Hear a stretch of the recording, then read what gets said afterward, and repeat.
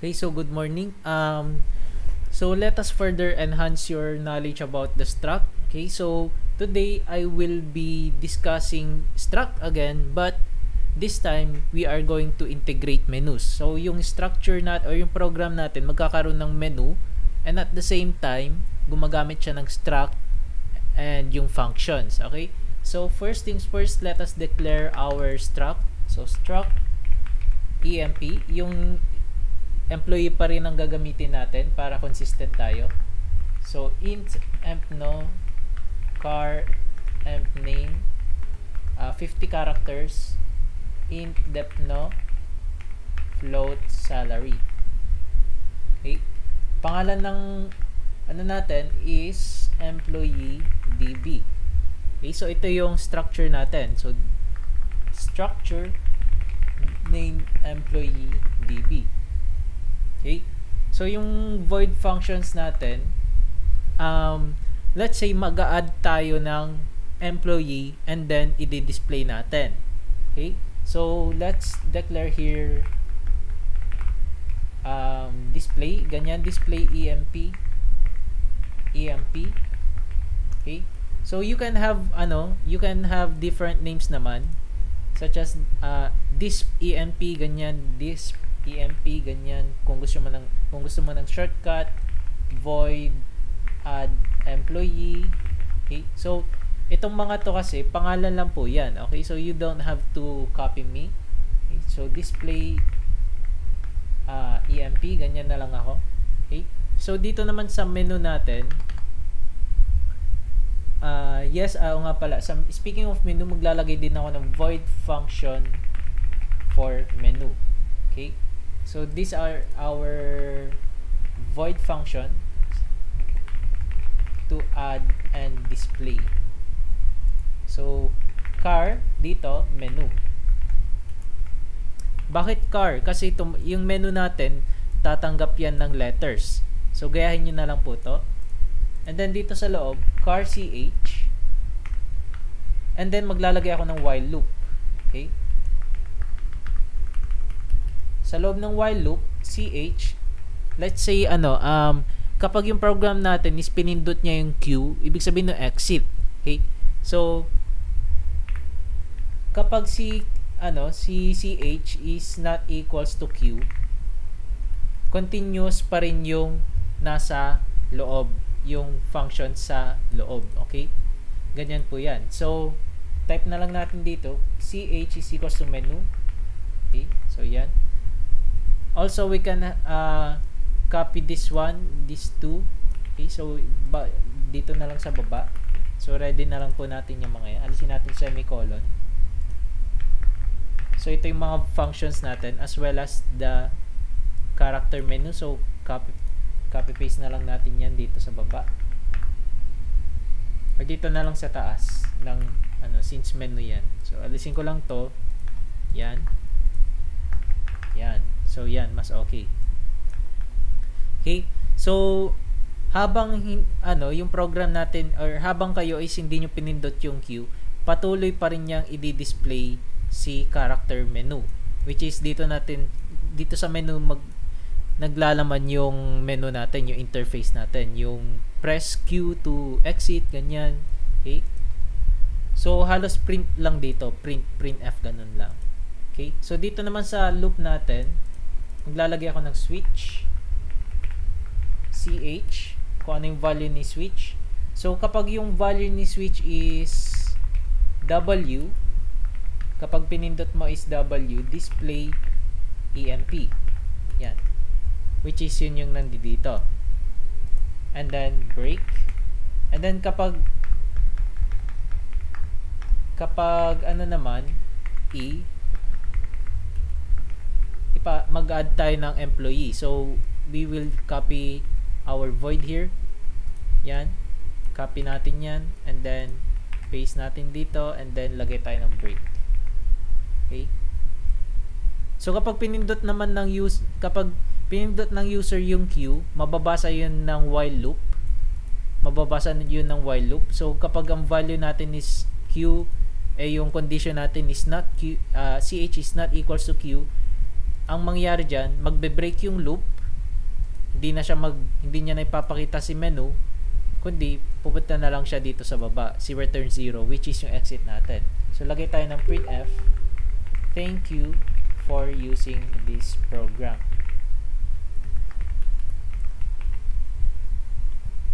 Yan. Program closing. Hindi, dito na lang sa kabila. Program closing now. Yan. Okay?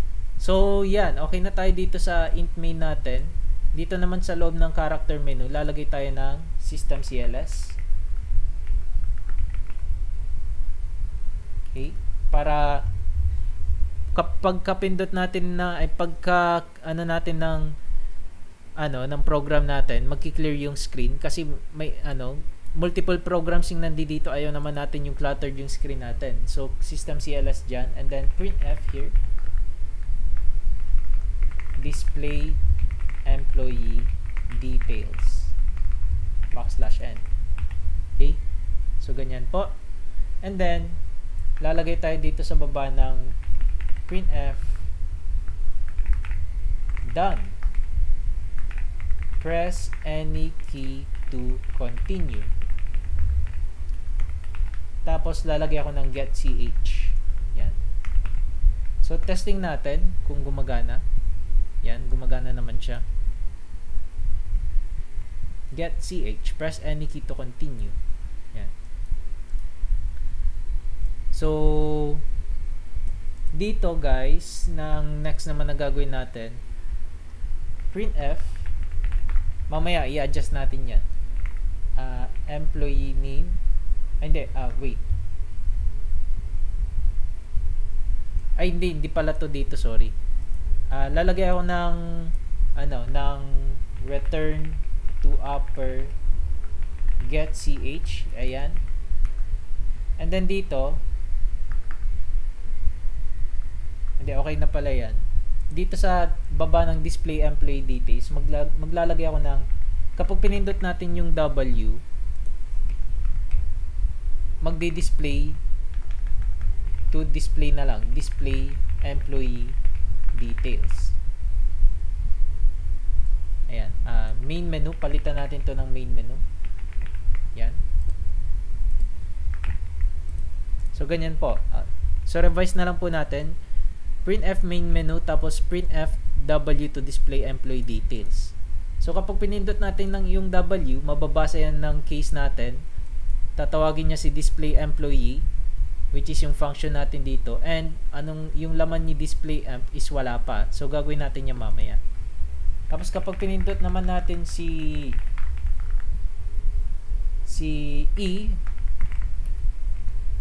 to, yan, is to add employee. Yan. Tapos kapag pinindot naman natin si Q, to exit program. So lagay tayo dito, printf choice WEQ. So hindi tayo maglalagay ng scanf. Ito na po yung parang scanf natin dyan. Okay? Kasi ito is nakatay dito sa car ch natin. Mapupunta yung yung pinipindot natin dito sa menu na to sa car ch natin. So let us test. Dito muna pala, sorry. So lalagay ako ng dito sa display amp, lalagay ako ng system CLS din.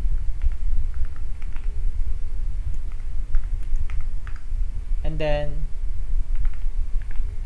display the employee details. Yan. So printf display employee details. Yan. \n. Okay, so testing natin. Ayan. Press W to display employee details. So W. So wala pa. Bumabalik siya kasi dito. So maglalagay ako ng dito, ng printf done press any key to continue. Tapos get ch. Ayan. So dito natin i-display yung employee details. Okay. So nilagay ko muna to para mag-stop siya muna dito sa function natin. So W, ayan. Display employee details. So kapag pinindot ko yung enter, babalik siya dun sa main menu. Tapos kapag pinindot ko ulit yung W, yan, display employee details, done. Press any key to continue.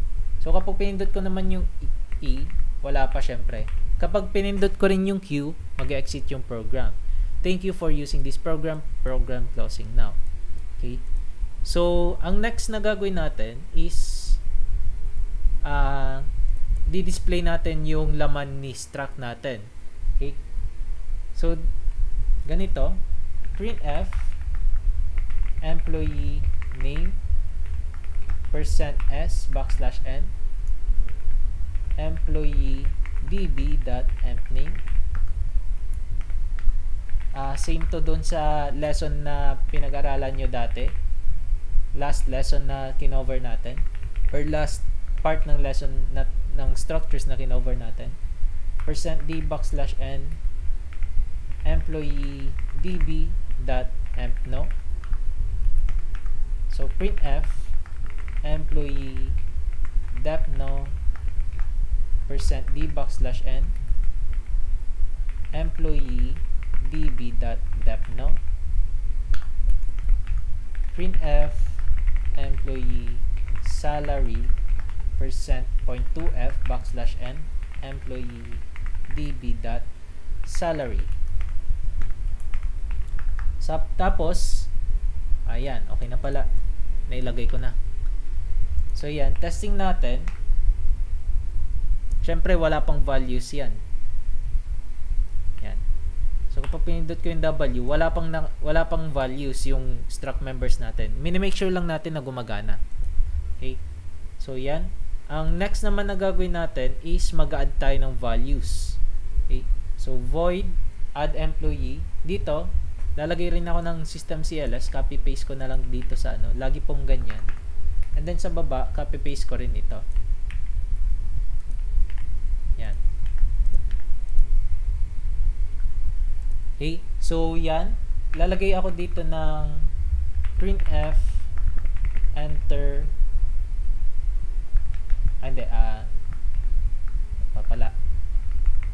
add employee details. So printf name, scanf tayo guys, %up \ns. So ampersand dito, ampersand employee db.empname.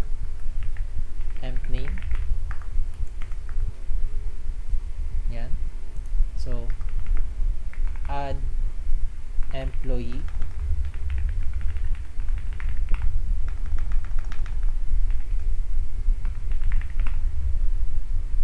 add new employee details. So yan. Tapos printf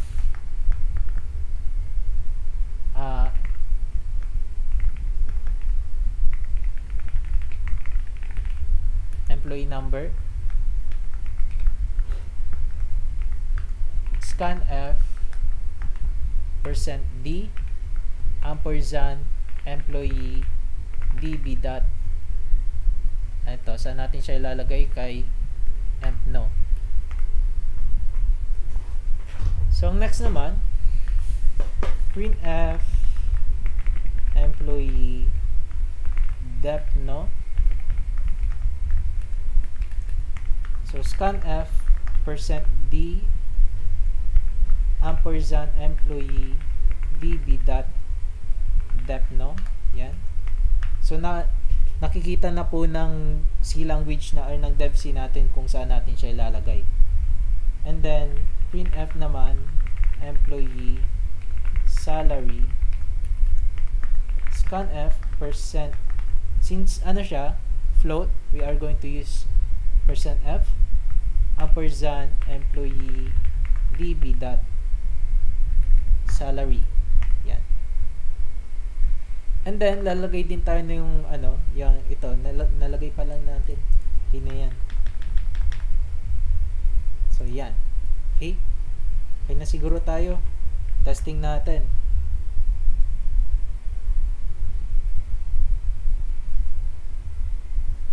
And, naglo-loading pa yung C language.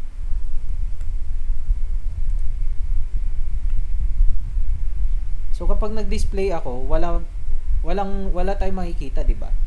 So, we are going to add employee. So, i-click ko to, yung press ko yung letter E. So, E, J. Lumibaw, employee number 565, department number 3, employee salary 45,000. Done. Press any key to continue.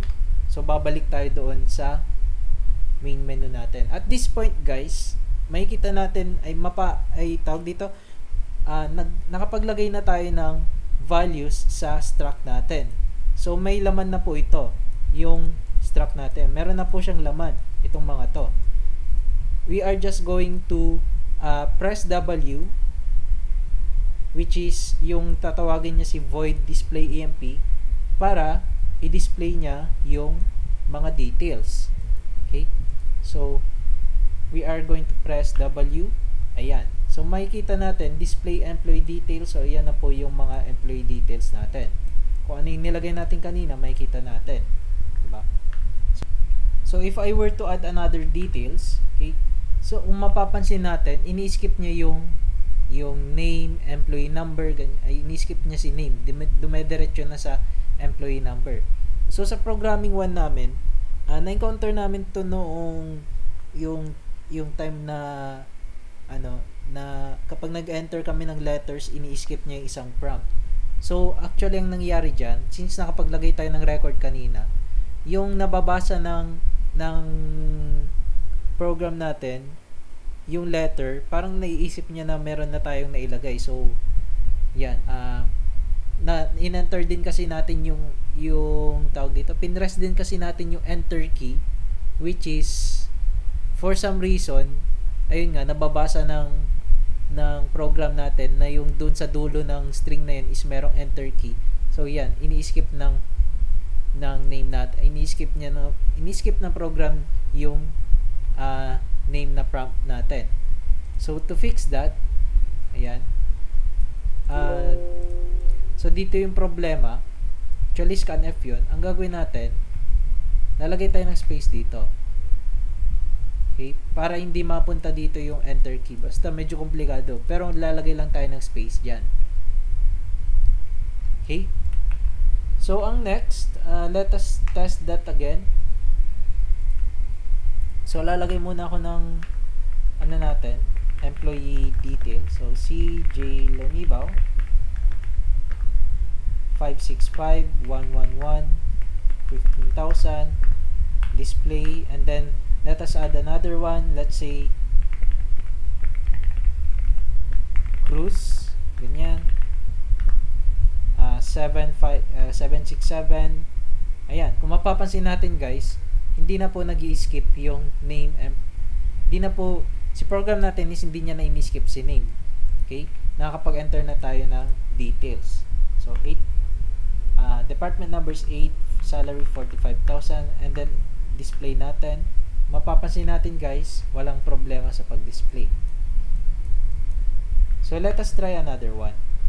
Employee, add employee, Totoy Bato, 112, department 1, salary is 75,000, and then let us display that. Ayan, pinapakita ng program natin. So, yun lang, guys. Thank you for watching this video. Ito is ipe-paste ko sa GC natin yung code. Okay, so, yan. Pag-aralan nyo po, pag-experimentahan nyo po. Mas maganda kung pinag-experimentahan nyo itong codes na to. Okay, so pwede kayong mag-integrate ng what if, kailangan natin mag-delete ng employee, or pwede kayong mag-display ng napakaraming records, diba? So, sa mga susunod na lessons natin, we will integrate the array on the struct. Okay, so thank you for watching this video.